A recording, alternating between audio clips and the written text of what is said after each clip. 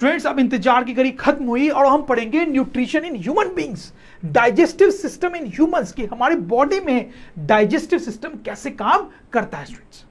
तो देखिए स्टूडेंट्स, जैसे कि मैंने यहाँ पे बनाया है स्टूडेंट्स, तो स्टूडेंट्स अब देखें हमारी जो बॉडी है उसमें बहुत सारे ऑर्गन्स होते हैं। लीवर होता है, हार्ट होता है, लंग्स होता है, स्टमक होता है, आई है, नोज है, ईयर्स है, टीथ है, बहुत सारे ऑर्गन्स है। लेकिन क्या लगता है आपको, सारे ऑर्गन्स जो है क्या वो डाइजेस्टिव सिस्टम में पार्टिसिपेट करते हैं? नहीं स्टूडेंट्स, कुछ ऑर्गन्स करते हैं और कुछ नहीं करते हैं। जैसे आई है, उसका डाइजेस्टिव सिस्टम से कोई लेना देना नहीं है स्टूडेंट्स, राइट। तो सबसे पहले हम यहाँ पे क्या करेंगे, वैसे ऑर्गन्स को थोड़ा देखेंगे जिनका डाइजेस्टिव सिस्टम में बहुत इंपॉर्टेंट रोल है स्टूडेंट्स। तो लेट्स सी दैट। सबसे पहला जो ऑर्गन है वो है माउथ स्टूडेंट्स। ऑब्वियसली फूड को सबसे पहले हम माउथ में डालते हैं, तो that is the first organ that contributes to digestive system. उसको स्टूडेंट्स बकल कैविटी भी बोलते हैं। फिर आप देख सकते हो कि माउथ से एक पाइप लाइक स्ट्रक्चर नीचे की तरफ जाता है स्टूडेंट्स, उसको फूड पाइप या ओएसोफेगस बोलते हैं। You have to focus on the spellings students, वहां पे बहुत गलती होती है, राइट। फिर आप देख सकते हो कि इस पाइप से एक दूसरा ऑर्गन अटैच्ड है, and this is a very important organ. इसके बारे में तो आपने बहुत सुना है, दिस इज स्टमक, और ये जे शेप का होता है स्टूडेंट्स, ठीक। फिर ये जो स्टमक है वो इस कॉइल टाइप स्ट्रक्चर से कनेक्टेड होता है, जो आपको यहाँ पे दिख रहा है, उसका नाम होता है स्टूडेंट्स स्मॉल इंटेस्टाइन। फिर ये जो स्मॉल इंटेस्टाइन है वो इस बड़े से स्ट्रक्चर से कनेक्टेड होता है, जिसको बोलते हैं लार्ज इंटेस्टाइन।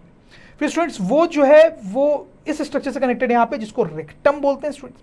और फिर फाइनली यहाँ पे ये स्ट्रक्चर है जिसको एनस बोलते हैं। अब स्टूडेंट्स, जब हम टॉयलेट में जाते हैं तो वेस्ट मटेरियल अपनी बॉडी से बाहर निकालते हैं, तो ये एनस वही पार्ट है जहां से वेस्ट मटेरियल हमारी बॉडी से बाहर आता है, राइट स्टूडेंट्स। तो देखो स्टूडेंट्स, जब आप फूड खाते हो तो आप माउथ में डालते हो, फिर वो ओएसोफेगस से होते हुए से नीचे आता है, फिर वो स्टमक में जाता है, फिर स्टूडेंट्स वो स्मॉल इंटेस्टाइन में घुसता है, ठीक है, फिर उसमें से वो लार्ज इंटेस्टाइन में जाता है स्टूडेंट्स, ठीक।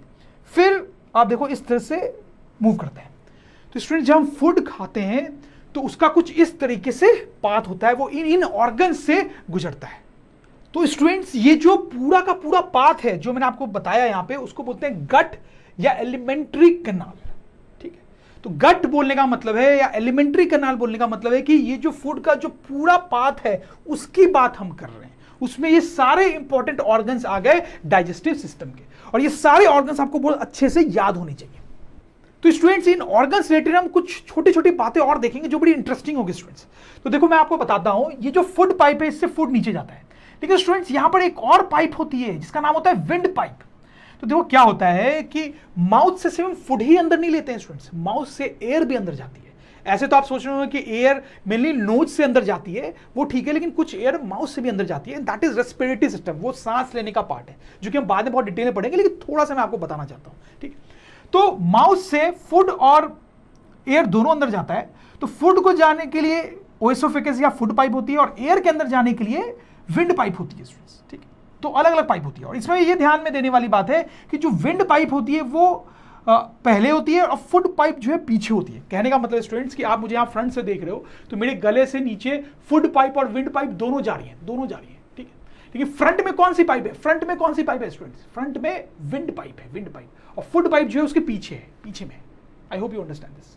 तो हम लिख सकते हैं स्टूडेंट्स यहाँ पे food pipe is behind wind pipe, ठीक है। This is important point students. यहां पर एक और इंपॉर्टेंट पॉइंट है स्टूडेंट्स, जिसमें कई बार आपको कंफ्यूजन आ सकता है, इसलिए मैं आपको खुद ही बता देता हूं। देखो यहां पे अगर मैं इसको जूम करूं स्टूडेंट्स, ठीक है, माउथ को, तो देखो जो फूड हम अंदर लेते हैं उसको फूड पाइप से जो पीछे है उससे ही नीचे आना है। तो there has to be mechanism कि वो विंड पाइप में ना चल जाए, राइट। फूड को फूड पाइप पे जाना है, विंड पाइप में नहीं जाना है। तो ऐसा कैसे होगा स्टूडेंट्स? तो देखो यहां पर क्या होता है स्टूडेंट्स, आप देखो ये फ्लैप टाइप स्ट्रक्चर होता है विंड पाइप के ऊपर, उसको बोलते हैं इपिग्लॉटिस। क्या बोलते हैं? इपिग्लॉटिस, ठीक है। वो इंश्योर करता है कि फूड जो है विंड पाइप में ना जा सके, फूड पाइप में ही जाए। आप देखो इस एनिमेशन को देखो, आपको क्लियर हो जाएगा क्या होता है। सो आपने देखा है स्टूडेंट्स कैसे वो इपिग्लॉटिस जो है फूड को फूड पाइप में जाने के लिए मजबूर करता है, और wind pipe sort of close हो जाती है ताकि फूड उसमें न जा पाए स्टूडेंट्स, ठीक है। तो just a small point which you should keep in mind. Fine students, अब हम बात करते हैं स्मॉल इंटेस्टाइन की। ये बड़ा इंटरेस्टिंग ऑर्गन होता है स्टूडेंट्स। आप देखो ये कितना कंजेस्टेड है। क्यों इतना कंजेस्टेड है स्टूडेंट्स? ये इसलिए इतना कंजेस्टेड है क्योंकि पेट में, हमारे एब्डोमेन में जगह तो बहुत कम है स्टूडेंट्स, लेकिन ये बहुत लंबा होता है स्टूडेंट्स। कितना लंबा होता है students? It is around 6 metres long, लगभग 6 मीटर लॉन्ग होता है, उससे ज्यादा भी हो सकता है। तो स्टूडेंट्स आपको शायद समझ में नहीं आ रहा होगा कि 6 मीटर बहुत लंबी डिस्टेंस होती है। This is around the height of a 2 floor building. कितना लंबा होता है। तो आप सोच रहे होंगे स्टूडेंट्स कि ये हमारे बॉडी में फिट कैसे जाता है। ये ज़्यादा मोटा नहीं होता है, थिन होता है और बहुत क्वाइल्ड होता है, तो फिट आ जाता है और इसीलिए इतना कंजेस्टेड भी है स्टूडेंट्स, राइट। अच्छा, अब अगर हम ये जो लार्ज इंटेस्टाइन है इसके अराउंड उसकी बात करें स्टूडेंट्स, तो वो थोड़ा छोटा होता है, वो लगभग 1.5 मीटर के हाइट का होता है, तो वो आप देखिए थोड़ा छोटा होता है, ठीक है। अच्छा, अब स्टूडेंट्स आपको यहां पे हो सकता है एक और डाउट आए कि ये जो है ये इतना लंबा है लेकिन इसको स्मॉल इंटेस्टाइन बोल रहे हैं, और ये जो है ये ऑर्गन ये छोटा है उसको लार्ज इंटेस्टाइन बोल रहे हैं, तो उल्टा हो रहा है ना देखा जाए तो देखो स्टूडेंट्स शायद आप समझ रहे होंगे, इसको स्मॉल इंटेस्टाइन बोला जाता है क्योंकि इसकी जो विड्थ है वो कम है, और इसको लार्ज इंटेस्टाइन बोला जाता है क्योंकि इसकी विड्थ ज्यादा है, तो नाम है वो विड्थ को ध्यान में रख के दिया गया है, ना कि लेंथ को ध्यान में रख के। Small intestine is small because it is thin, large intestine is called large because it is wide. समझ रहे हो मेरी बात को। एक और इंटरेस्टिंग बात मैं आपको यहां पे बताता हूं स्टूडेंट्स। तो हमने देखा कि फूड यहां से आता है, फिर वो ट्रैवल करते करते करते फाइनली यहां से निकलता है। तो स्टूडेंट जब फूड यहां से निकलता है तो उसने पता है आपको टोटल यहां से कितना डिस्टेंस ट्रैवल कर लिया है। तो ये जो गट है, ये जो पूरा एलिमेंट्री कनाल है स्टूडेंट्स, उसकी लेंथ कितनी हो गई 9 मीटर्स। तो इसमें आप सोच सकते हैं कि इसमें जो स्मॉल इंटेस्टाइन था उसकी लेंथ लगभग 6 मीटर थी, जो लार्ज इंटेस्टाइन था उसकी लेंथ लगभग 1.5 मीटर थी, तो वही मिलके लगभग कितना हो गया 7.5। तो बाकी चीजें भी तो है, ये ओएसोफेगस है, माउथ है, रेक्टम है, एनस है, इन सबको पूरा को सबको हम ऐड करेंगे स्टूडेंट्स, तो जो गट है या एलिमेंट्री कनाल है ये पूरा, उसमें जो टोटल डिस्टेंस आ जाती है that is 9 metres, right students. तो ये बड़ा लंबा डिस्टेंस है स्टूडेंट्स, और फूड देखो आप कितना लंबा डिस्टेंस ट्रैवल करता है हमारी बॉडी में, mainly because of this large length of small intestine. अच्छा, एक और चीज आप यहां पे देखो स्टूडेंट्स, एक और छोटा सा ऑर्गन होता है, आप देखो उसका नाम होता है अपेंडिक्स। आपने इसके बारे में सुना होगा स्टूडेंट्स, ये भी टेक्निकली डाइजेस्टिव सिस्टम का ही एक पार्ट है, बट स्टूडेंट्स का कोई खास यूज होता नहीं है। ये एक ऐसा ऑर्गन है हमारी बॉडी में जिसका कोई यूज नहीं है स्टूडेंट्स। इनफैक्ट ये कभी कभी ट्रबल ही क्रिएट करता है। कभी कभी क्या होता है कि फूड जब पास कर रहा होता है अपने पास से, तो फूड का अगर कुछ पार्ट इसमें फंस जाता है स्टूडेंट्स, तो आपको बॉडी में बहुत पेन हो सकता है। इसलिए कई बार क्या होता है कि अगर किसी भी कारण से आपके पेट का कोई ऑपरेशन हो रहा है, तो डॉक्टर्स कई बार इस ऑर्गन को काट के हटा भी देते हैं ताकि वो फ्यूचर में कोई प्रॉब्लम क्रिएट ना कर सके, क्योंकि फायदा तो ऐसे भी कुछ उसका है नहीं। इनफैक्ट उसमें मैं बताऊं, मेरी सिस्टर के साथ भी अपेंडिक्स का ऑपरेशन हो चुका है, उसको ये प्रॉब्लम हुई थी। But anyways students, let's move ahead. तो ये तो बात हो गई स्टूडेंट्स बहुत सारे इन ऑर्गन्स की। अब कुछ और इंपॉर्टेंट चीजें हम यहां पे देखते हैं।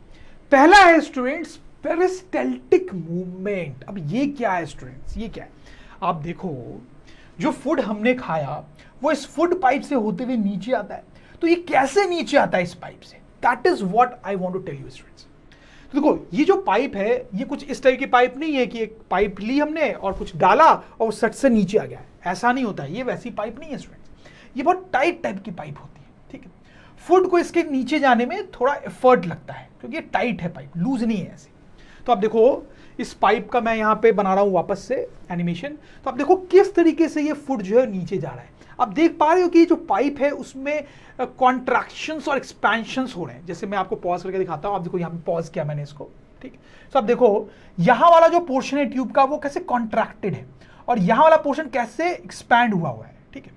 फिर अगर थोड़ी देर बाद का सीन देखेंगे तो आप देखो यहाँ पे जब फूड आया तो वापस से ये वाला पोर्शन जो है वो कॉन्ट्रैक्टेड है और ये जो है एक्सपैंडेड है।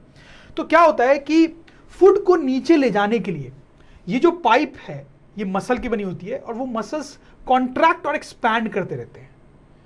कॉन्ट्रैक्शन और एक्सपेंशन से वो फूड को नीचे पुश करते हैं, तो फूड जो है वो नीचे की तरफ आता है स्टूडेंट्स।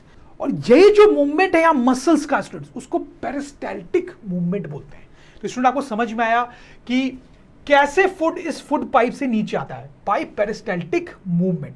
और स्टूडेंट मैं बता दूं, सिर्फ इस पाइप से ही ऐसे नीचे नहीं आता है, बल्कि पूरे गट से जब फूड ट्रैवल करता है तो पेरिस्टाल्टिक मूवमेंट के कारण ही मूव करता है। जब ये स्टमक से भी क्रॉस करता है तो स्टमक के मसल्स भी कॉन्ट्रैक्ट और एक्सपैंड करते हैं ताकि फूड जो है वो आगे की तरफ बढ़े। और स्टूडेंट्स खासकर आप इंटेस्टाइन में समझ पाएंगे, क्योंकि इंटेस्टाइन में ट्यूब लाइक स्ट्रक्चर है कि इस इंटेस्टाइन में भी जब फूड आगे की तरफ मूव करता है स्टूडेंट्स, तो उसके वॉल्स के जो मसल्स हैं वो कॉन्ट्रैक्ट और एक्सपैंड करते हैं उसको आगे ले जाने के लिए। वैसा ही लार्ज इंटेस्टाइन में भी होता है। तो स्टूडेंट्स पूरे गट में फूड का मूवमेंट कैसे होता है? पेरिस्टाल्टिक मूवमेंट से। उसके बारे में मैं यहां लिख भी देता हूं, विच यू कैन रीड। तो स्टूडेंट्स कई बार कुछ बच्चे जो बहुत सोचते हैं, उनको एक डाउट आता है यहाँ पे। वो ये सोचते हैं कि ये जो पेरिस्टाल्टिक मूवमेंट है वो ऐसा क्यों बनाया भगवान ने? भगवान सिंपली ये काम भी तो कर सकता था ना कि ये जो पाइप है ओएसोफेगस उसको सिंपल से बना देता, हम कुछ भी खाते वो नीचे गिर जाता सीधे सीधे, राइट स्टूडेंट्स। लेकिन भगवान ने ऐसा क्यों नहीं किया? क्योंकि स्टूडेंट्स भगवान अगर ऐसा करते तो बड़ी प्रॉब्लम हो जाती। क्या प्रॉब्लम हो जाती स्टूडेंट्स? देखो आप हमेशा खड़े रहो ऐसा तो जरूरी नहीं है। सपोज करो आपने कुछ खाया और जस्ट खाने के बाद आप ऐसे लेट गए, ठीक, तो अगर ग्रेविटी से ही फूड को नीचे जाना होता तो फिर स्टूडेंट्स इस केस में जब आप लेटे हो तब तो फूड आगे जा ही नहीं पाता, विंड पाइप से नहीं जा पाता ना स्टूडेंट, तो फूड आगे जा ही नहीं पाता ओएसोफेगस से। तो अगर पेरिस्टाल्टिक मूवमेंट है स्टूडेंट तो आप सोच सकते हो कि आप जब लेटे हो तो भी वो पेरिस्टाल्टिक मूवमेंट होगा और फूड जो है वो आगे की जाएगा, फूड जो है वो ग्रेविटी पे डिपेंडेंट नहीं होगा। इनफैक्ट स्टूडेंट्स आप सोच के देखो, अगर आप उल्टे भी लटके हुए हो इस तरीके से और आप कुछ खाते हो तो उस केस में भी इस पेरिस्टाल्टिक मूवमेंट के कारण फूड जो है वो सही डायरेक्शन में जाने लगा student. That's why peristaltic movement is actually very important और भगवान ने बड़े सोच के इस मूवमेंट को बनाया हमारी बॉडी में। अब नेक्स्ट इंपॉर्टेंट चीज है स्पिंक्टर्स। अब ये क्या होते हैं स्टूडेंट्स? देखो मैं आपको समझाता हूं। जैसे आप यहां पर देखो, एनएस पे देखो, ठीक है, तो यहां से वेस्ट मटेरियल निकलता है जब हम बाथरूम में जाते हैं। लेकिन स्टूडेंट्स वो वेस्ट मटेरियल हर टाइम नहीं निकलता है। जब हम बाथरूम में जाते हैं और हमें पता होता है कि अब ये वेस्ट मटेरियल हमें निकालना है तभी निकलता है स्टूडेंट्स। तो क्या होता है आप समझो बात को, स्पिंक्टर जो है वो रिंग टाइप सर्कुलर स्ट्रक्चर्स होते हैं, ठीक है। जैसे यहां पे एक स्पिंक्टर होता है, एनएस के एंड में एक रिंग टाइप सर्कुलर स्ट्रक्चर होता है, ठीक है। वो नॉर्मली क्लोज्ड रहता है स्टूडेंट्स, नॉर्मली क्लोज्ड रहता है। जब वो ओपन होगा तभी फ्लो बाहर की तरफ आएगा, जब तक वो क्लोज्ड है तब तक कोई भी चीज बाहर नहीं आ सकती। तो आप इसको समझ रहे हैं, इसका बड़ा इंपॉर्टेंट रोल है, क्योंकि अगर ये नहीं होता तो हर टाइम हम एक्सक्रीट करते रहते हैं, ठीक है, कितनी गंदगी फैलती है स्टूडेंट्स, राइट। तो जनरली वो बंद रहता है, यहाँ पे स्पिंक्टर एक वो बंद रहता है, जब बाथरूम में जाते हैं तभी वो खुलता है और चीजें बाहर निकलती है स्टूडेंट्स, आप समझ लो। तो इस टाइप के स्पिंक्टर्स जो हैं पूरे गट में बहुत जगह पे होते हैं। जैसे ये स्टमक है स्टूडेंट्स, ठीक है, तो स्टमक के एंड पे भी एक स्पिंक्टर होता है। यहां पर जब फूड आता है स्टूडेंट्स, फूड पाइप से होते हुए फूड आता है तो यहां पे 3-4 घंटे तक रहता है और उसके साथ क्या क्या होता है वो हम देखेंगे, बट काफी देर तक रहता है। तो यहां पे स्पिंक्टर का रोल क्या है, वो बंद रहेगा ताकि फूड आगे ना निकल जाए। जब यहां पे 3-4 घंटे हो जाएंगे, जो भी फूड के साथ होना था वो हो गया है, तभी ये स्पिंक्टर यहां पे खुलता है और फूड जो है वो आगे की तरफ मूव करके स्मॉल इंटेस्टाइन में जा पाता है, ठीक है। तो ऐसे पूरे गट लाइने में कई जगह पे होता है, जैसे स्टमक के बिगनिंग में भी स्पिंक्टर होता है। तो आपको समझ में आया स्टूडेंट्स? तो हम स्पिंक्टर के बारे में लिख भी लेंगे और आपको समझ में आ गया वो क्या उनका इंपॉर्टेंट रोल है। तो बच्चों ये तो बात हो गई कुछ बेसिक ऑर्गन्स की जो डाइजेस्टिव सिस्टम में पार्ट लेते हैं, बट इसके अलावा भी कुछ ऑर्गन्स होते हैं जो इंपॉर्टेंट रोल प्ले करते हैं स्टूडेंट्स। मैं आपको एंजाइम्स के बारे में बताया था ना स्टूडेंट्स। तो हमारे बॉडी में कई सारे ग्लैंड्स होते हैं जो एंजाइम्स सिक्रीट करते हैं, तो वही हम पढ़ेंगे, ग्लैंड्स ऑफ डाइजेस्टिव सिस्टम। तो स्टूडेंट जो सबसे पहला ग्लैंड होता है जिसके बारे में आपको बताने वाला हूं उसका नाम है सैलिवरी ग्लैंड। सैलिवरी ग्लैंड्स कहां होते हैं स्टूडेंट्स? ये तो स्टूडेंट्स देखो, ये जो माउथ वाला पोर्शन है इसको जूम करते हैं स्टूडेंट्स, राइट। अब देखो यहां पर जो 3 नए स्ट्रक्चर आए ना स्टूडेंट्स, वो सैलिवरी ग्लैंड्स हैं। तो पहले तो आप समझ लें कि सैलिवरी ग्लैंड्स जो है वो कोई एक ग्लैंड नहीं है, that is group of glands which are present in your mouth. दिख रहा है आपको स्टूडेंट्स? जैसे आप देखो ये जो ग्लैंड है वो यहां है, यहां है, यहां है, यहां, ठीक है, आपको समझ में आ रहा होगा, ठीक है, यहां पर है। एक ग्लैंड आपको माउथ के पीछे भी दिख रहा होगा, मुंह की जो कैविटी है उसके पीछे। अच्छा, अब ये जो सैलिवरी ग्लैंड्स है ये क्या करते हैं स्टूडेंट्स? ये सैलिवा सिक्रीट करते हैं, सिक्रीट सैलिवा। सैलिवा क्या होता है स्टूडेंट्स? ये आपको पता है, आपको अपने माउथ में वाटर जैसा एक सब्सटेंस फील होता होगा, तो मुझे अभी भी फील हो रहा है, तो मैं फील कर रहा हूं, आप भी फील कर सकते हो। तो वो जो सैलिवा है वो ये सैलिवरी ग्लैंड्स द्वारा सिक्रीट होता है। और इस सैलिवा में एक बड़ा इंपॉर्टेंट एंजाइम होता है। कौन सा इंपॉर्टेंट एंजाइम होता है? उसका नाम है सैलिवरी एमाइलेज। ये नाम आपको याद होना चाहिए स्टूडेंट्स। अब ये जो सैलिवरी एमाइलेज है ये क्या काम करता है एग्जैक्टली वो हम थोड़े बाद में देखेंगे। अब स्टूडेंट्स देखते हैं दूसरा इंपॉर्टेंट ग्लैंड। तो दूसरा इंपॉर्टेंट ग्लैंड जो है वो बड़ा इंपॉर्टेंट स्टूडेंट्स का नाम आपने सुना ही होगा, लीवर। तो लीवर एज सच बॉडी का एक बड़ा इंपॉर्टेंट ऑर्गन होता है। आप देखो यहां पर होता है, स्टमक के बगल में होता है, काफी बड़े साइज का होता है स्टूडेंट्स। तो ये जो लीवर है ये एक जूसी सब्सटेंस सिक्रीट करता है जिसका नाम होता है बाइल। तो सिक्रीट्स ग्रीनिश येलो बाइल। तो ये जूसी सब्सटेंस सीक्रेट करता है जो ग्रीनिश येलो कलर का है और उसका नाम क्या है स्टूडेंट्स? बाइल। अब यहां पे इंपॉर्टेंट चीज ये है स्टूडेंट्स कि एक और ऑर्गन है यहां पे जो हम देखेंगे। अब देखो ये वाला ऑर्गन, इसको गैल ब्लैडर बोलते हैं। क्या बोलते हैं स्टूडेंट्स? गैल ब्लैडर। तो लीवर जो बाइल सीक्रेट करता है वो टेम्परेली कुछ देर के लिए इस गैल ब्लैडर में स्टोर रहता है, और जब उसकी जरूरत होती है तो आप देखो एक पतली सी डक्ट टाइप चीज आपको दिख रही है, उसको बोलते हैं बाइल डक्ट। तो लीवर का जो बाइल है, जो लीवर ने सिक्रेट किया है, वो गैल ब्लैडर में स्टोर रहेगा। जब उसकी जरूरत है तो वो बाइल डक्ट से होता हुआ स्मॉल इंटेस्टाइन में चला जाता है स्टूडेंट्स। समझ में आ रही है बात? और ये भी ध्यान रखना है कि ये बाइल कहां जाता है स्टूडेंट्स? स्मॉल इंटेस्टाइन में।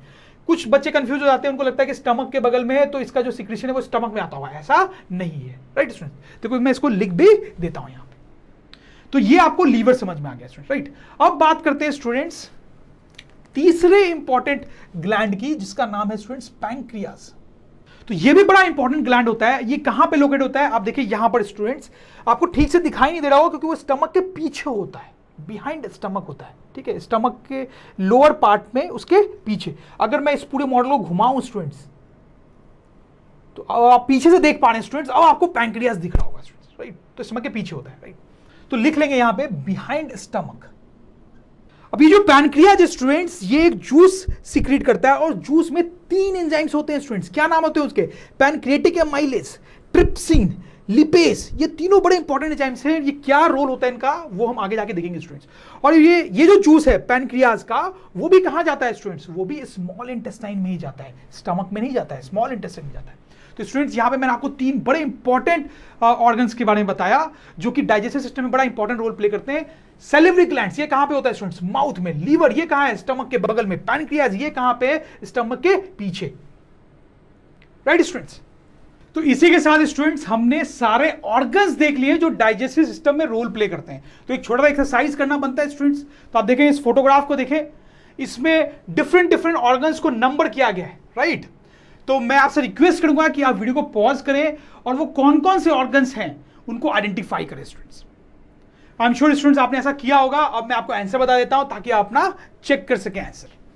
तो स्टूडेंट्स अगर ड्रोन स्टडी के ये वीडियोस आपको अच्छे लग रहे हैं तो आप प्लीज इनको लाइक करें, सब्सक्राइब करें, कमेंट्स लिखें स्टूडेंट्स, अपने थॉट्स बताएं, हमारे साथ शेयर करें कि आप और क्या चाहते हैं। और इतना ही नहीं स्टूडेंट्स, सबसे इंपॉर्टेंट नीचे शेयर बटन पे क्लिक करें और अपने दोस्तों के साथ इन वीडियोस को व्हाट्सएप और फेसबुक पे शेयर करें स्टूडेंट्स, ताकि वो भी इन वीडियोस का फायदा उठा सकें स्टूडेंट्स, राइट?